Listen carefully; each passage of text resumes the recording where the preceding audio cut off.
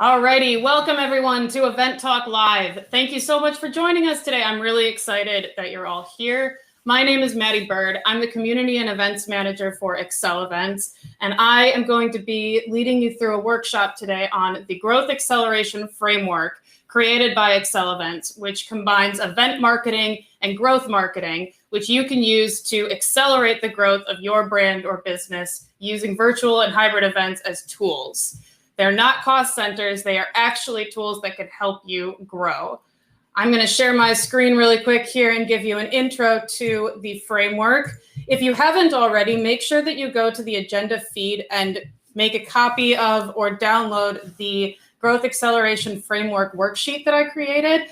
That is a worksheet that you can use to follow along throughout the program and take notes and apply what you're learning throughout the workshop. If you're one of the participants who's supposed to be on stage with me, you can find your way into the studio by clicking the link that I emailed you. And if you have any problems at all, feel free to connect with Nicole Mount on direct message within the platform. She's doing our event support today. She can help with any technical issues you have. Once you get into the workshop, and you'll have your camera turned off and your microphone turned off automatically. And I'll call on you when I'm ready for you to come in and contribute. And so you'll just click the little microphone on the left-hand side of the page to turn your microphone on, and the camera button on the left-hand side of the page to turn your camera on. So if you're one of the 6 people who signed up, registered in advance to participate live, just hit up Nicole and she'll help you get into the studio. All right, so as you can see, I'm sharing my screen. Hopefully you can see my slides. Today we're going to be going through the Accelevents Growth Acceleration Framework. And this framework is something that we at Accelevents have put together to help you use your events as tools for growth. They're not cost centers, they're not money pits, they're actually very valid marketing tactics that you can use to grow your brand, your business, your organization, whatever that may be. So before we get started, I want to walk through the Growth Acceleration Framework really high level and give you kind of an overview of how we're combining growth marketing with event marketing through this framework. So it's 5 steps, and they're all very, very straightforward, but they really come together to enhance your events and the way that you're providing value to your attendees and your stakeholders through those events. So the very first step is your plan. And of course, when you start with a plan, you start with your goal, you figure out what the theme is of the event that you want to, the things that you want to achieve through the event. Then you move through into promotion, making sure that you have the right stakeholders involved and that all of your stakeholders are helping with your promotional activities. The third step is one of the most important steps is your profiling. So this is where the really true marketing comes in, where you're creating different profiles for your attendees, segmenting, personalizing, etc. And then, of course, there is the event itself, where everyone comes together. You delight your attendees, you educate and entertain them, give them opportunities to connect. And then the last step, of course, is how do you achieve those results? Analyzing all of the data that you got, because of course, with virtual and hybrid events, we have so much access to data that we never had in the past. Attendee engagement metrics. You can tell what attendees engaged with which exhibitors very easily. You can sometimes even tell which attendees engaged with one another. And so those pieces of data are going to be super useful for you to analyze and curate your events and your content moving forward to increase the engagement and the reach of your event. All right. So now that I've given you a bit of an overview, I also want to draw your attention to the URL at the bottom of the page, accelevents.com/growth. You can go to that page in order to see the full framework and really get an overall understanding of all of the different steps as we walk through this workshop and later on. So now I'm going to move into step 1 of the Growth Acceleration Framework. And for this one, this is where I'm actually going to bring up one of my live participants, Cecilia. Cecilia, if you want to turn your camera and your microphone on, you're more than welcome to at this point. And everyone can welcome Cecilia to the session. Hi, how are you doing? I'm good. How are you? Thanks for having me. Of course. Wonderful. Thanks so much for being here. Oops, I apologize. All right. So thanks for being here. Do you want to take about 30 seconds and just introduce yourself to our audience? Sure. My name's Cecilia. I'm in Ontario, Canada, and I work at a national nonprofit that does research on the barriers of skilled trades work across the country. And I am a events and communications coordinator. So I work primarily on curating our events and then communicating to our audience about the events and about the research that will inform how we pick topics and what we talk about with our community. Wonderful. Thanks so much for being here. So like I said, the very first step we're going to go into is planning your event, your goals, your themes, your topics. And so just if everyone wants to take a look at the slide here, this is step one, which is it goes with the first page in your worksheet.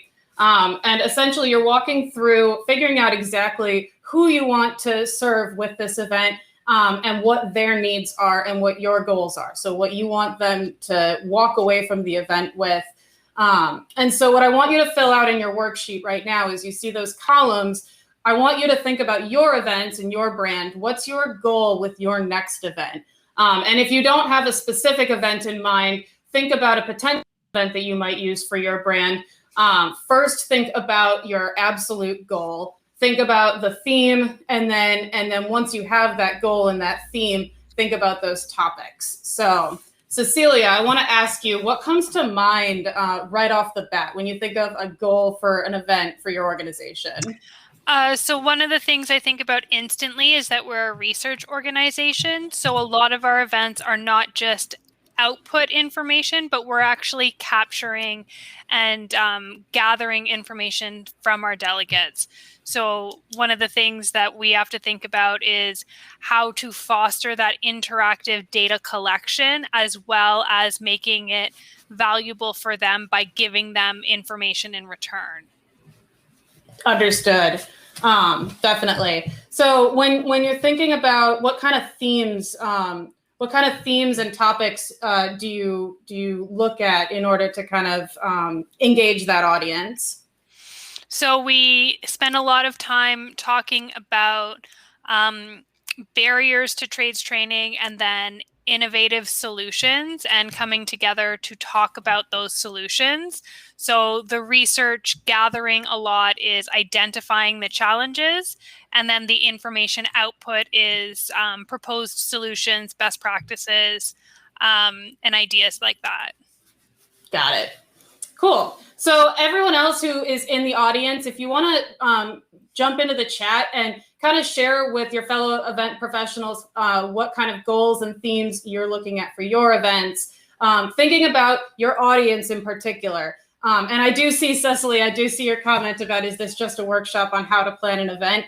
I'm going to say right off the bat, no. We're combining growth marketing and event marketing and really showcasing how virtual and hybrid events specifically fit into your overall marketing strategy. So right now it's just very high level and bare bones. We're looking at goals, but think about your brand or your organization, what goals you're trying to achieve with that and how the event will play into that goal. So the next step 2, is choosing your speakers, your moderators, your exhibitors, all of the different contributors and stakeholders that will be at the event. And so I included a little GIF or GIF here, depending on what you like to say. There's controversy, but these are actually some of our speakers from our last event, Talk Live, which happened back in May. And what the goal with the event last month was to really showcase expert opinions and expert ideas on how to book top talent for your events. So we made sure that we went out and found stakeholders who have expertise in that area, but who also are really excited about sharing their expertise. And so when you're thinking about providing value to your attendees, because that's essentially what it is, that's how you're going to grow your brand, is by providing value. You think about those speakers and contributors who will be able to provide expertise, but also who are going to be able to promote the event to their networks as well. So with regards to your audience, Cecilia, what kind of speakers do you look for your audience to really provide value? So I really tap into our internal networks within our community. So I look to our members, I look to our community partners to showcase the work that they're doing, that can really shed light for other people in the community who can start adapting and taking advantage of some of those ideas. We really run on the idea that we don't need to reinvent the wheel. There's enough good ideas out there. We just need to showcase them.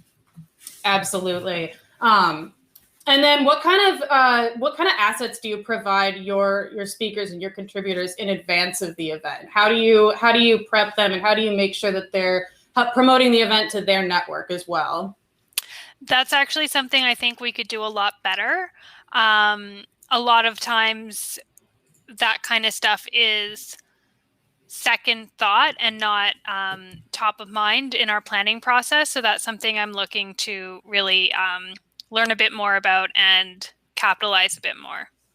Absolutely. I know when I've planned events, what I usually do is I just try and create graphics and other digital assets that really profile the speakers themselves and showcase them. So for example, for these events, I usually provide our panelists in advance. I provide them with graphics that have their face on it as an individual. I also provide them with graphics that have all of the speakers lined up together so they can showcase who they're contributing with.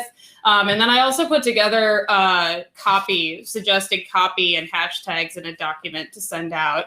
And I found that the other thing, I actually asked this in the last panel discussion at our last event, how to help them remember to share. And Shauna Arnott, who was our speaker, she said that you really have to keep reminding them. So following up a few times leading up to the event, and not being pushy, but just because they want to share. It's just that everyone's very busy. So that's something that's worked really well for me.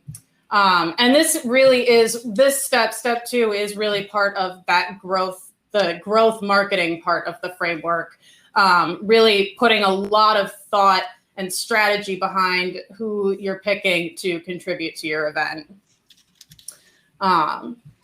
So now I'm going to move into step 3. This one is a lot more involved, and this is where we can get a little bit more creative as well. So when you're thinking about your attendees and your audience, don't just think about them as one block. You want to think about them as individuals. So you want to, and the best way to kind of break those down is to segment by creating things like multiple ticket types, asking your attendees questions about their demographics, like what kinds of organizations they're a part of, what kinds of industries they're in, and even segmenting by different goals and what their interests are. At larger conferences, we see this with tracks. So like, for example, at a digital marketing conference, you might have an SEO track, you might have a social media track.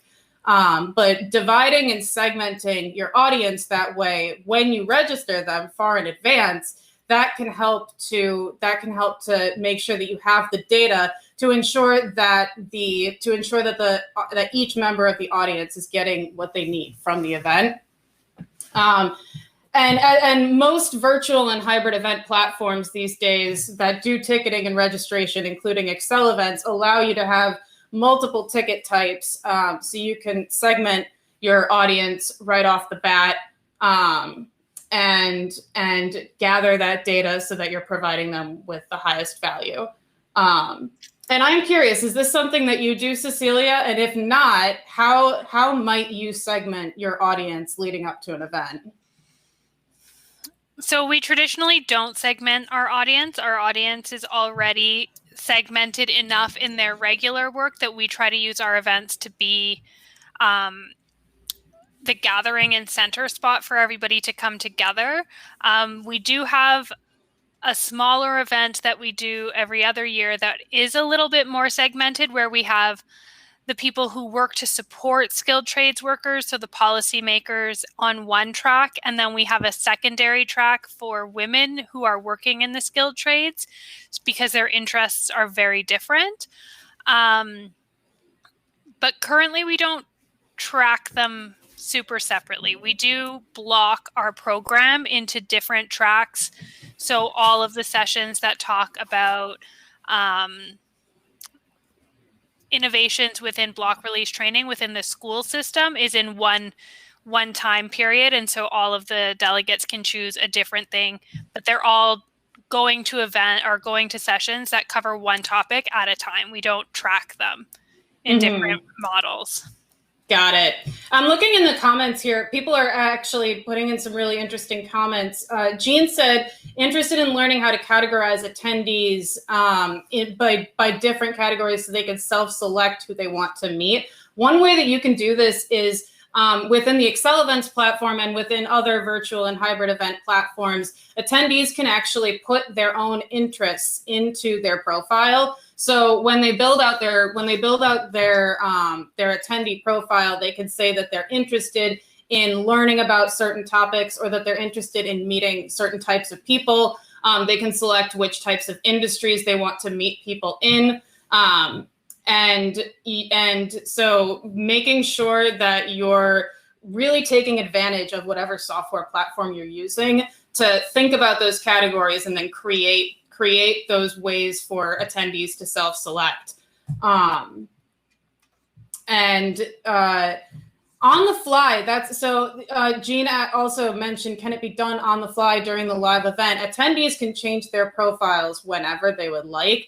But in terms of the one-on-one networking within Accelevents specifically, that's more of a platform question. You can actually jump into the exhibitor booth and ask one of our Accelevents experts if you have a question about the Accelevents platform specifically. But yes, usually people can change their own what they're looking for in terms of who to connect with. So the other thing that's really important when you're thinking about segmenting attendees is the tailored communication, both pre-event, during the event, and post-event. So you can break your attendees up into the different demographic profiles, and then even after the fact, you can send them different pieces of content that they might be more interested in. So rather than sending one general post-event blast, you can send your SEO people. I always get back to digital marketing because that's my area. But you could send your SEO people a worksheet or a workbook on some concept within SEO. Same with your social media people. So you're really, really personalizing that communication, and that makes attendees and potential customers feel more valued. So that is step 3. That's kind of profiling, segmenting, profile building. And again, make sure that you're using your whatever event technology you have, make sure you're using it to the fullest. And really digging down into all of the features that are available for both your attendees and for you as an organizer when it comes to registering and segmenting and personalizing.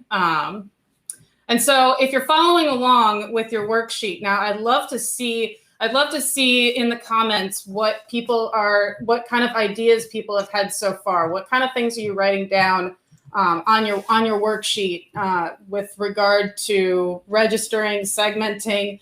What kind of categories do you put in your event? So I'd love to see all of those thoughts as we move forward.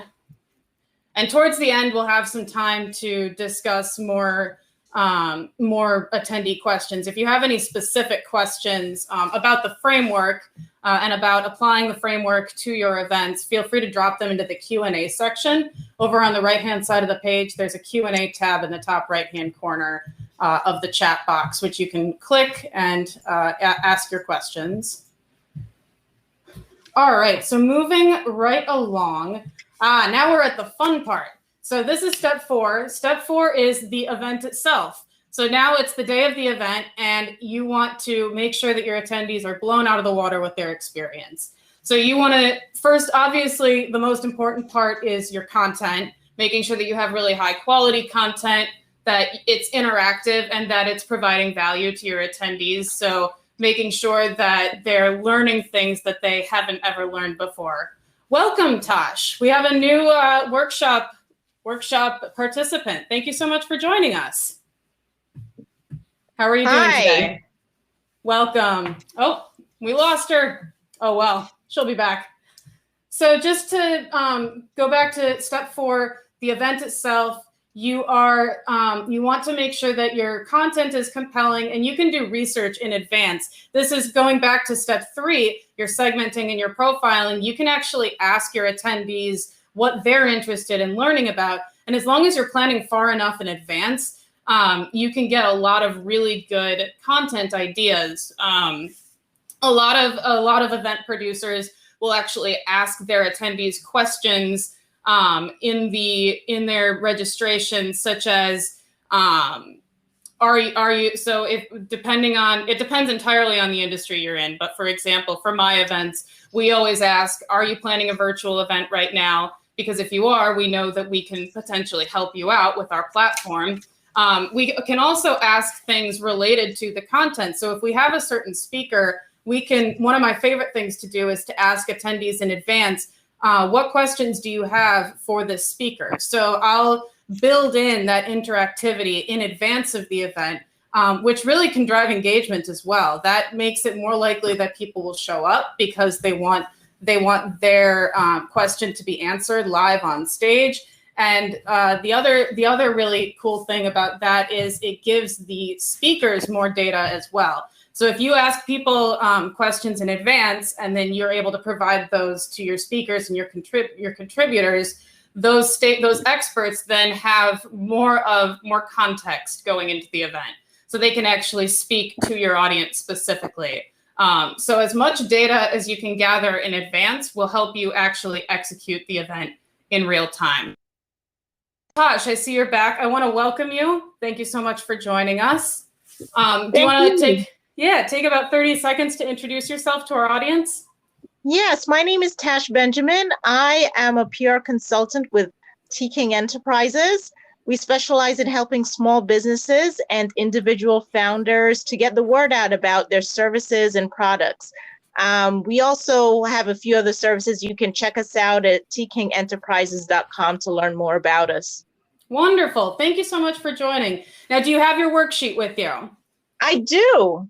Beautiful. So we're actually on step 4 now. So we've been going through the growth framework and just chatting about how we can apply all of the different concepts to use events as marketing tools, use virtual and hybrid events for marketing tools. So we've talked about all sorts of things like choosing the right contributors and speakers, choosing your segmenting your attendees in advance of the event by using different ticket types and by asking both demographic questions as well as questions about their interests. So asking attendees in advance what kinds of things they're looking to learn about from your specific speakers. So now we're on step 4, which is the delight step. The event itself, it's the day of the event. You want to make sure that your attendees are having a really good time. So Tash, I'm curious, with your audience specifically, how do you go about finding out what kind of content your audience is looking for at your events? Well, because we specialize in a particular segment, small businesses, we kind of have an idea what small business owners and their clients value. So our events are really targeted towards that audience. But when we do other things, because we do some events that are, beyond that scope, what we try to do is what you mentioned, trying to poll the audience in advance and trying to target the audience we're looking to, bring into that event. We're trying to develop a healthcare communication practice, for instance. And so we're targeting people who have expressed interest in, topics like COVID, topics like vaccine hesitation. And so they tend to cleave to certain organizations. So when we're putting on those types of webinars or events, we advertise through those organizations or try to partner with them. Absolutely. Very good. Thank you so much for sharing that. So that's a little bit about the content, but obviously content isn't the only thing that your attendees are coming to an event for. Content is one part of it, but I actually saw a tweet the other day from someone who's at one of the very first offline conferences that's happening this week in Vegas. Someone tweeted that they haven't spent any time watching the content. They're having the most fun wandering around in the hallway. So why is that? Why are they having fun wandering around in the hallway? It's because of the connections, the networking, and the engagement. And this is still so important for virtual and hybrid events. Attendees, people who go to events, want to connect with one another. It's one of the highest value propositions an event has. And there are a lot of different ways to encourage engagement and networking with your attendees at virtual events. Things like gamification, where you can actually assign award points to attendees for engaging with a certain number of other attendees or engaging with your exhibitors. You can have things like lounges. So we have a lounge set up within our event today. You can actually go into the lounge and chat with the Accelevents rep who's there. Our awesome CX person, Chloe, is in the lounge today. So you could go say hi to Chloe. You can hang out with other people at the event. You can also do speed networking, and a lot of different platforms have speed networking available now, where you can actually be matched one-on-one with other attendees. And going back to our previous steps, that segmentation and creating those attendee personas can help with creating one-on-one matchups that are more valuable to your attendees. So you can actually find ways to match people up with other people who have the same interests as them and provide value that way. And then the last thing is session chats specifically. And this is something we'll be doing later in the event today. After our event talk with the experts panel discussion, we're actually going to go into a workshop where attendees, you all, our audience, will have the option to turn your camera on, turn your mic on, and actually ask the speakers questions face to face. This is something that's a lot easier with virtual and hybrid events because you're able to control who's on screen at once. It's not like at a conference where a speaker will try and ask a question and they have to shout at the person in the back of the room, and the person in the back of the room is shouting their question. It's much easier in a virtual and hybrid setting. So take advantage of the fact that you can match people up and have them have really good, really meaningful conversations that they might not have been able to have before. I had a very high-profile speaker tell me last year that he loved the one-on-one, the audience Q&As at virtual events because he's able to actually see that person face-to-face and have a more meaningful interaction with them, even in a short amount of time. So Cecilia, I'm curious about what kind of notes you're taking on this step, on step 4. So how are you thinking about educating, entertaining, and most importantly, I think, connecting with your audience? So I'm thinking about how here in Canada, we're still pretty closed up and still working in the virtual space, but I'm planning for a hybrid.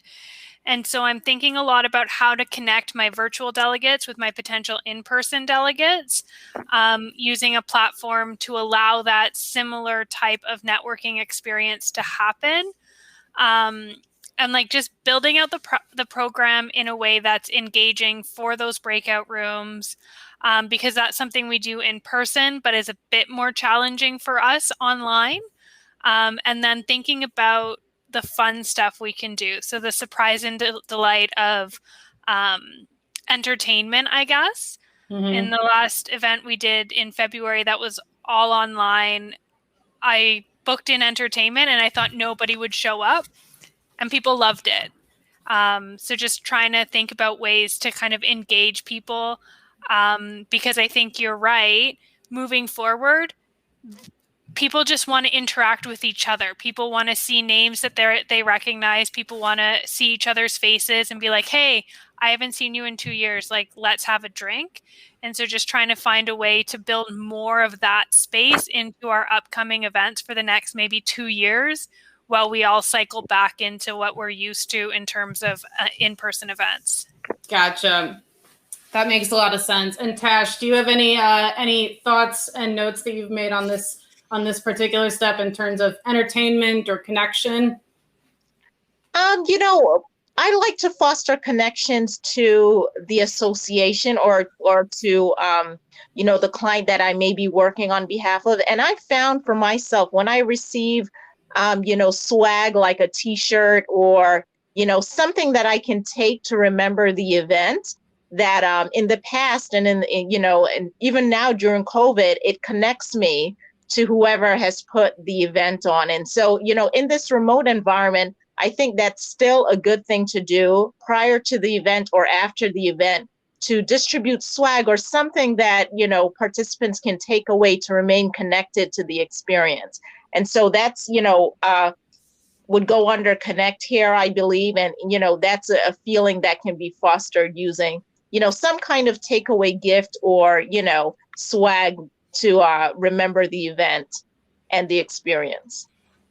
Absolutely. And then, of course, the last connect piece here are exhibitors and sponsors, which I know exhibitors and sponsors have had a tough time with virtual and hybrid events over the last year because it's a lot easier to kind of ignore a virtual sponsor. So it's important to think of ways, if you are trying to sell sponsorships, it's important to think of ways that you can meaningfully connect your sponsors with your attendees and make sure that they are that both parties are getting that value. So one of the ways that you can do that is through gamification. Not only is gamification good for networking, but it's also good for driving attendees to exhibitor booths and making sure that they're visiting and engaging with the exhibitors.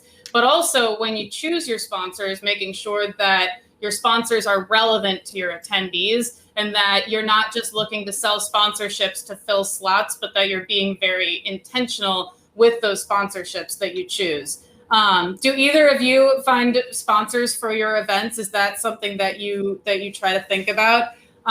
Cecilia, how do you make sure that your exhibitors and your attendees are connecting with one another in a meaningful way? So when we build our exhibit floor, I'm quite intentional on who is permitted to participate.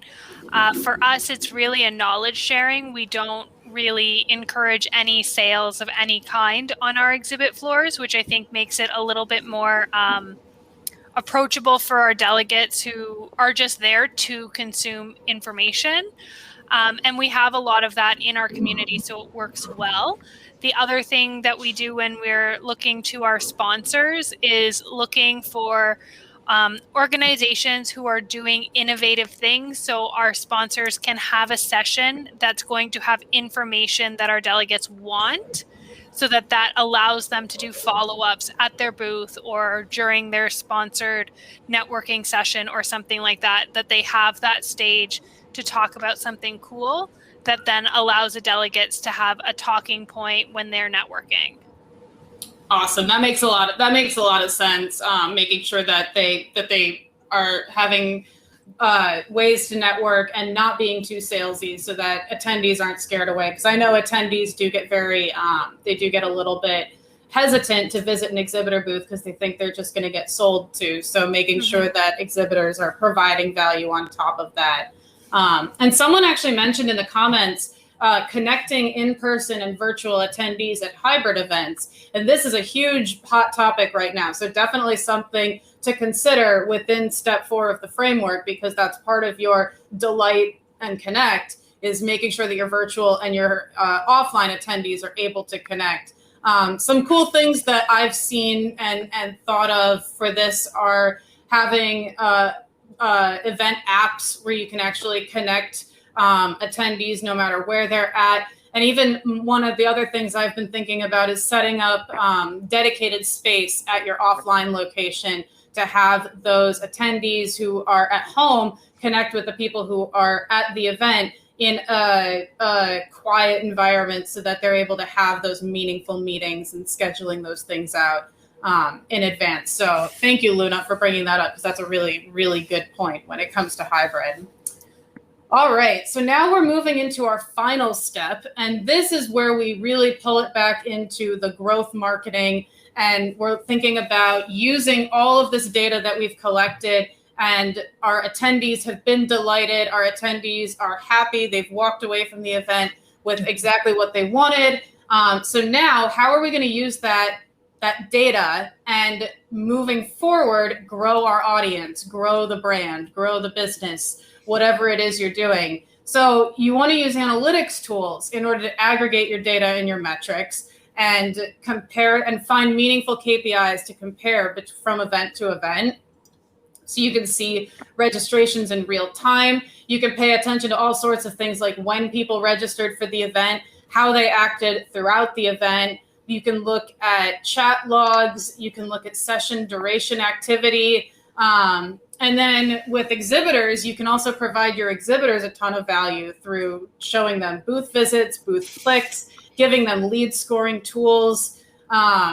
So with this section, it's really most important to think about what kinds of data you're collecting and what kinds of data you're looking at, because you can't have too many metrics. Sometimes we get overwhelmed. We have so much data at our fingertips that we're not really sure which metrics to look at. So it's generally best to pick your most important metrics and really dig deep into them, analyze them, and figure out why they are the way that they are so that you can modify your events moving forward. So Tosh, I'm curious, what kind of metrics are you looking at when you host your events? You know, because of the types of events that we host, the most important thing to us is whether people are tuning in or tuning out. So we want to know, what part of the program people are really staying around for and which parts people are not engaged with, so that we can keep modifying or formats and the information that we're providing. That's really the metric we really focus on. The other stuff, we do look at, but we really are focused on servicing our audience with information that they want.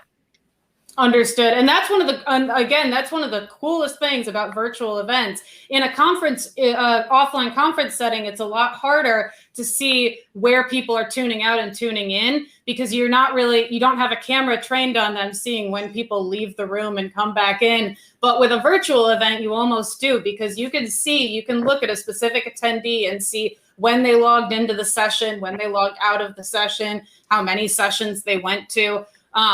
So that's got to be invaluable for figuring out exactly what kind of content you want to present and what kind of content is resonating with your audience. Cecilia, did you have any thoughts on this one as well? So I have kind of a thought and a question, if you don't mind. Yeah, of course. And it's kind of building off Amy in the comments was talking about having a hard time getting people to different booths in a virtual exhibit space. And I find I'm curious if you have any insights or advice once you pick what metric that you want to focus on. How do you, as an event planner, support your exhibitors to build the best booth? Because I find, like, when I've had these virtual events, there are exhibitors that do really, really well and exhibitors that struggle. And it's not for lack of something interesting to say, but it's more they don't have the same content created for the virtual space. Mm-hmm. So is there a way to support your sponsors and your exhibitors so that those metrics are impressive at the end of the day? Because that's something I noticed, that we have on average, 300 people will visit a booth over 2 days. But some of them, it's super useful, and some of them, they click in, click out. And how do we support our sponsors and exhibitors when they're also navigating new waters, doing everything online? Absolutely. This is an awesome question because I actually, last year I was in the on the exhibitor side of things. I was an exhibitor going to virtual events and trying to sell a different software platform at those events. And it's really difficult. You have to really think outside the box, and you have to think from a digital marketing perspective, because with virtual events, it's not like an offline event where you can attract people to your booth with a big flashy display and a bunch of toys that or a big team all wearing uniforms. You don't have that in a virtual context. So it's about creating the hype in advance of the event. You have to attract people to your exhibit before the event starts. You run a campaign, you use all of your digital channels, and as an event organizer, we have to do a better job of assisting our sponsors in promoting themselves and their presence in advance of the event. So as an organizer, I think it's important to, if it's a big conference, to let people know what kind of, how they can get the word out about activation that they might be running, including notes about those activations in your pre-event communication. So as an organizer, I should be sending an email out in advance of the event saying, for example, Parcel Lab. If this was a big conference and if Parcel Lab were doing a big activation or a giveaway, I would advertise that in the pre-event communication.